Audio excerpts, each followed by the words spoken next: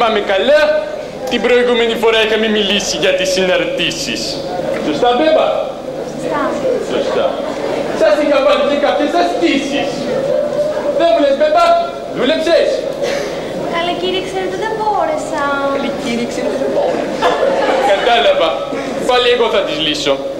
Και δεν μου λες, Μπελούνα, αφού δεν μπόρεσες γιατί δεν ήσουν 8 η ώρα στο γραφείο μου να μου πεις «Ρε Καρακουλάκη, αυτό δεν το κατάλαβα». Και αν δεν έβρισκες σε μένα, να έπιανες το Στασινάκι και να του λέγες «Έλα εδώ ρε Στασινάκι, τι μας είπε αυτός ο κερατάς ο Καρακουλάκης εχθές». Τέλος πάντων. Λοιπόν, πέτα μου Μπέμπα την άσκηση 3. Πρόσεξε Μπέμπα, όχι την 5, την 3. Κύριε Τετράγωνο. Ναι. Έχεις δίκιο, ναι. Ήτανε δύσκολη. Λοιπόν, όλη η Ελλάδα γράφει. Σκάσε Δημογιώργη. Αυτό ήτανε. Ο θείος Γιώργος την έλυσε. Κύριε, Τι είναι Δημητρίου? Εννοείται Δημητρίου. Εννοείται ότι η άσκηση θέλει δάχτυλο. Να! Πρόσεξε Δημητρίου.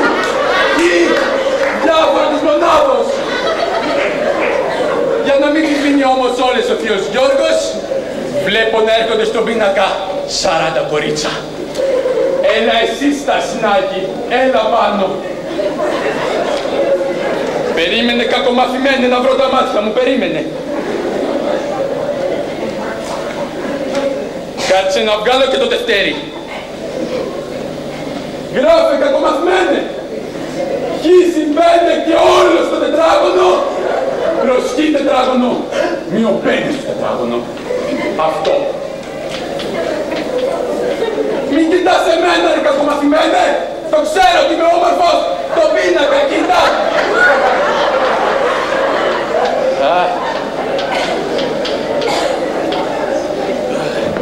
Κατάλαβες Μπόμπο? Δεν μου λες Μπόμπο? Σου είπα ότι τελείωσα το 107ο καραβάκι μου. Αυτό είπατε κύριε.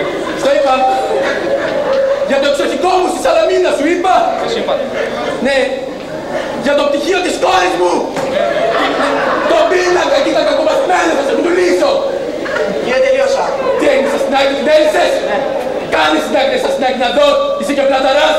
Βλέπεις ότι η μπλούδα δεν μπορεί να δει. Γερείς. Αυτό είναι. Ο Στασινάκης την έρισε με τη Στασινάκιο μέθοδο. Μπράβο Στασινάκη. Μπράβο.